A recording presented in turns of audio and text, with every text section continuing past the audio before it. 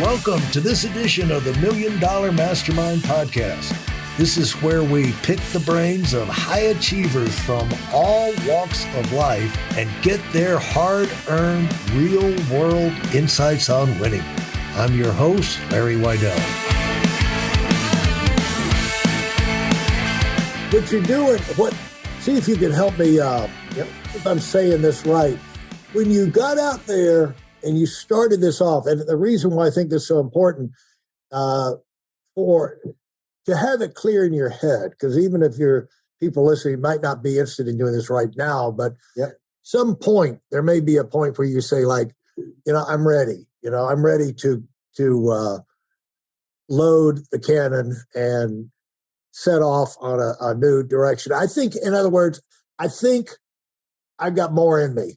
I think, I haven't hit it yet. I don't think this is the stride I need to be at. I don't think I'm at the pace.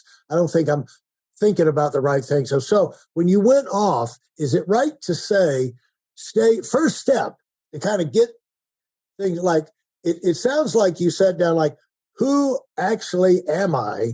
What do I have going for me? What are my resources? Because that's what you do. You don't go to war without weapons. Oh yeah. And if you're thinking about going to war with somebody, and this could go into the basic interaction. I can remember, you got to say, are we able to do this? I remember the night before I got married, I had another guy in the car with me, and we were driving out of a restaurant. And right as we started to get out into the street, this car came from the back of the parking lot, barreling straight. It was like he came at me like 70, 80 miles an hour and then stopped right in my bumper. By the time he stopped, I was scared to death. So we hopped out and we were going to run back there and, give them hell. Well, all of a sudden, 4 or 5 guys came piling out of their car. And I said, okay, I don't have enough resources to fight this battle. We jumped back in the car and drove off, And so in every situation, you go to the pantry and say, do I have the tools I need to fight this battle? And so you sat down and you said, here I am. I got both my grandparents. I've got this. I've got that. I've got this kind of experience. I've got a business. I've got these resources. And you kind of laid the battlefield out there, and that kind of creates the platform for your mind to work now and say, what do I want to, it's like, what do I have? Now, what do I want to do with these things? Because you're by doing this process, you're saying, I'm going to choose now. I'm not going to take I'm not going to be a cork floating down the river of life. I want to be on a ship. I want to be able to steer. I want to have a motor. I want to go in the direction that I decide is where I need to be.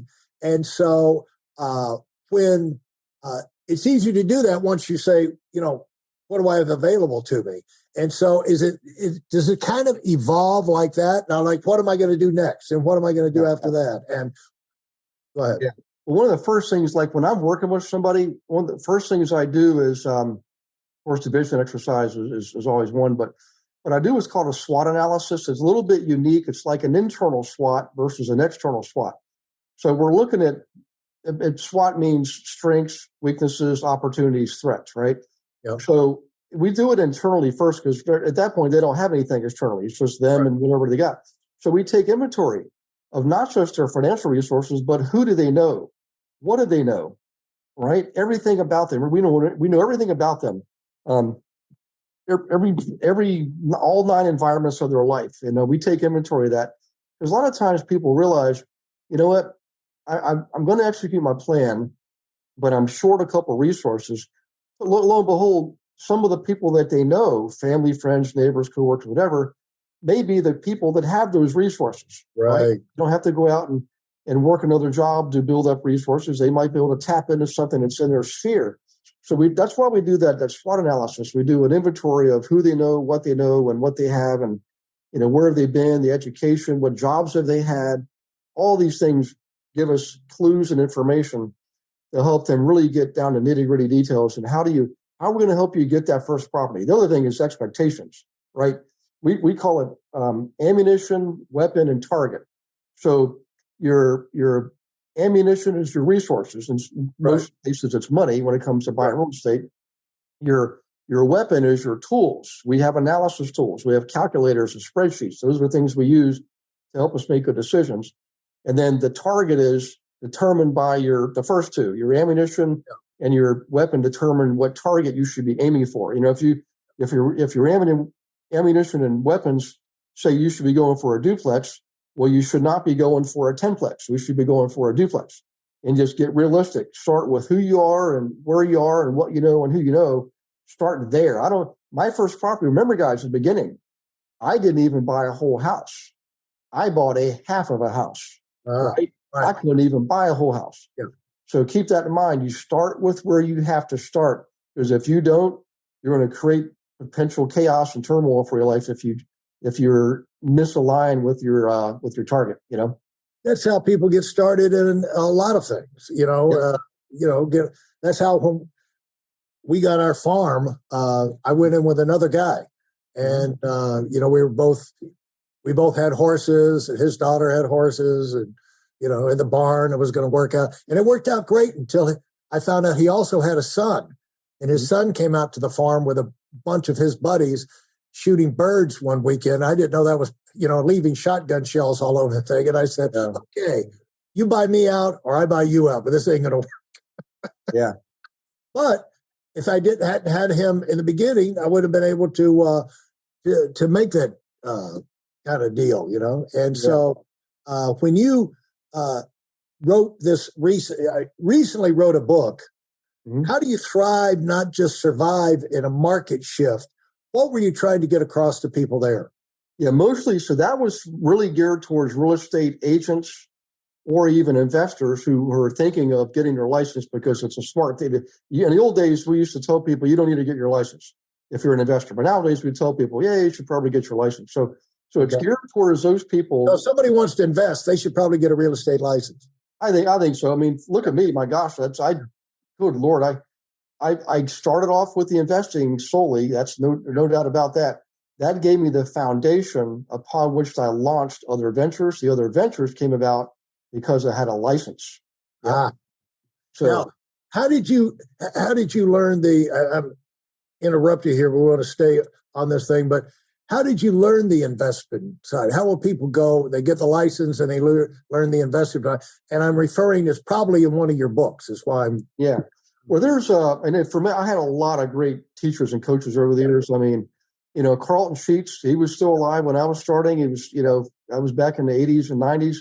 Then there was Robert Kiyosaki. I got to meet him in Lake Tahoe several years back and showed him what I've been able to accomplish over all the years. And we're getting ready to meet again coming up here for a project. But it all starts with that. I mean, you got to go to the gurus, and anybody's welcome to access my material. Again, I've got 6 training programs, everything from starting off with little flips to the big commercial stuff. We give away a lot of stuff for free. Because we want people to, again, make informed decisions. I know a lot of people say, hey man, I want to own those 100-unit buildings just like you. Well, you may think that, but once you're in the game, you might realize, no, I don't really want that. I want something else. I want strip malls or I want whatever. So in any case, you definitely want to get education. And I'm not here to self-promote myself or anybody else. I'm just telling you, I definitely had help along the way. And Carlton Sheets, Robert Kiyosaki were a big part of that. Russ Whitney, I got to meet him on the Queen Mary. Robert Sheeman from New York City, I got to work under him.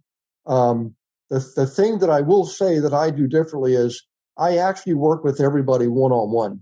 That's the thing. All those years I was doing all that learning and earning and School of Hard Knocks is I'm thinking, man, if I just had somebody one-on-one, I could probably shorten this process and eliminate a lot of mistakes.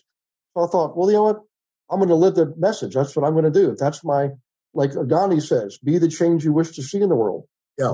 That's why I came up with the approach I have. But yeah, anybody's welcome to go to the website. Just remember this, realestatewithgarywilson.com. There's free stuff you can get. Don't pay for anything until you get all the free stuff. And then you can come to class one night for free and see if what you want to do from there. That's how I like to do things, Larry. Just let people dip their toes in, see if it really is what they want to do. not just think what they want to do, you know. And then you can Do start they come to investing. class live or in Zoom with Zoom? Yeah, yeah. Monday Night Live. It's every Monday night at 7 p.m. Eastern. Totally open to the public. We have investors on there, agents on there, all different brokerages. Again, there's nothing. We don't sell anything. We don't buy anything. We You don't. stream it on your website? It's on the Zoom and on Facebook, Yeah. and then we take the recordings and those go on YouTube and all over the place. Apparently, we get emails and calls. Seems like daily now from people watching the video and wanting to learn more. But that's how you do it, guys. Just start. You follow your comfort zone and let your comfort zone expand, and then therefore your knowledge and you're reaching out to people for help will expand too.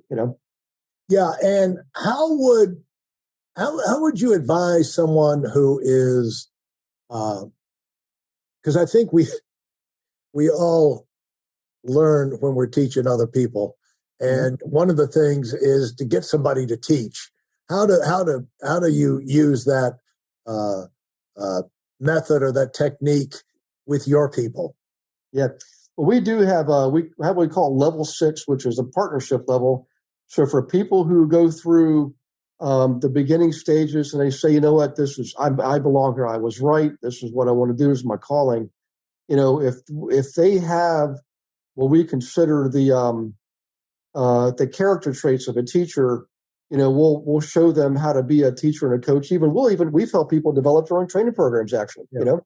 So yeah, but it's a different. See, teaching, training, coaching are all different sets of skills, and even different than investing. Just because you're a good investor doesn't mean you're going to be a good coach.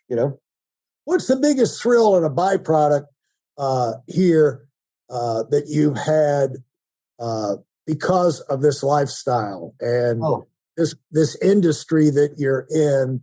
What have you been able to do with your family, with your kids? What have you been able to expose them to? People, places, things. Talk about that for a minute. Well, the rich side, the payoff of all of this. Yeah, well, one of the things is this is above all else, and this has just been happening in the last couple of years.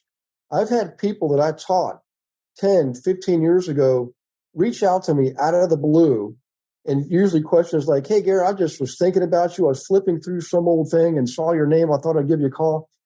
And they're all retired now. They've all did what I showed them. They bought properties. They paid them off. They're living a good life. I mean, I've met people in Florida that I coached 15 years ago that are just living here full-time golfing now. And one guy's not even 40 years old yet. And another guy, this is so ironic, Larry. Joe Chawasky called me up. He said, Gary, I was looking at an old marketing piece for that big giant flip we did back in 2010 or whatever it was. And ironically, the day before, I found that flyer myself and I wrote a note, call Joe Chawasky. Doggone, if he didn't call me up with the same exact, I just said, Joe, you're not going to believe this. So in any case, hearing their stories, Larry, about how they've succeeded in their lives because of what I show them, I can't even begin to describe to you what that feels like as far as fulfillment goes. Now, as far as the practical stuff, my kids have all been to Mexico, Disney World multiple times, Mexico 8 times, Ireland twice, Germany, Poland, France, Italy, Spain, Canada. I've been in all lower 48 states myself. They haven't done that, but I have. They got 2 more to go. But I had both my children study abroad when they were in university. My daughter studied in Italy. My son studied in England. For semester. We're in Italy. We're in Italy. She was in Milan. Oh, yeah. Really? Okay. Yeah. And we're all Steelers fans, so this is crazy. Wherever I go, I find Steelers restaurants and bars everywhere. Even West Yellowstone has a Steelers bar. In any case, my daughter goes to Italy. She brings home with not 1 but 2 T-shirts because there's 2 Steelers bars in Milan, Italy. I'm like, are you kidding me? So, in any case, that's the cool stuff. That's the really neat stuff. I mean, we've done cruises and all that kind of stuff, but the thing is now the fulfillment with my kids is they're both happily married. They have wonderful jobs and spouses and houses and dogs. And, that you can't put a price tag on that. I'm so glad I retired from the corporate world when I did, so I could walk my kids to the bus stop in the morning, be there when they got home from school in the afternoon, coach their soccer teams and softball teams, taking the drum practice and guitar practice. I'm so grateful that real estate afforded me the opportunity to be that kind of a dad, you know? Yeah, that's fantastic. Well, I appreciate you taking the time. Do you have, I always like to give our guests the opportunity to have the final word and pass, any last comment they want to pass on to people who've been listening and learning and enjoying the conversation? Oh, yeah. I got to tell you, if you're listening to this, God bless you, because this is probably one of the best hours and a half you ever got. Yeah. But I'm here to tell you, and it's all that I've said, the one big lesson is life is going to throw you a punch in the face every now and then. You're going to get your nose broken, your lip bloodied, and you can't stay down. You have to get back up. Yeah. You get back up every time. You keep swinging the bat. I have built and lost 2 fortunes, partly because I was asleep at the wheel on one time. Another time it was just plain old life just threw me the curveball. Yeah. But I'm back again for the 3rd time, and it's even better than the second time. Second time is better than the first time. So every time you come out of a slump or a crisis, you're going to rise further and faster than you did before. Just remember that. Keep it in your heart because it's true. Yeah, the meteors fall out of the sky on all of us. Yeah. The thing is, like, what did I do wrong? I don't know, but it hit me anyway. And so, but no one's going to feel sorry for you either. So they, yes. Everybody's got that happening to them. And so, the deal is, what did you do about it? And you've done great things, and congratulations on all your success and all of the people you've impacted, and looking forward to seeing what the future holds for you. And hopefully we can get back and talk again in the future. You got it, Larry. I'm glad to do it. I really appreciate the opportunity to serve others. All right. Thank you very much. Thanks for listening to the Million Dollar Mastermind. If you felt there were any valuable takeaways from this episode, please take a minute and leave us a 5-star review. Your feedback is important and really helps us get the word out to a wider audience. Remember, we have a valuable webinar that is absolutely free. Register for it right now at weidelonwinning.com. Thanks for listening.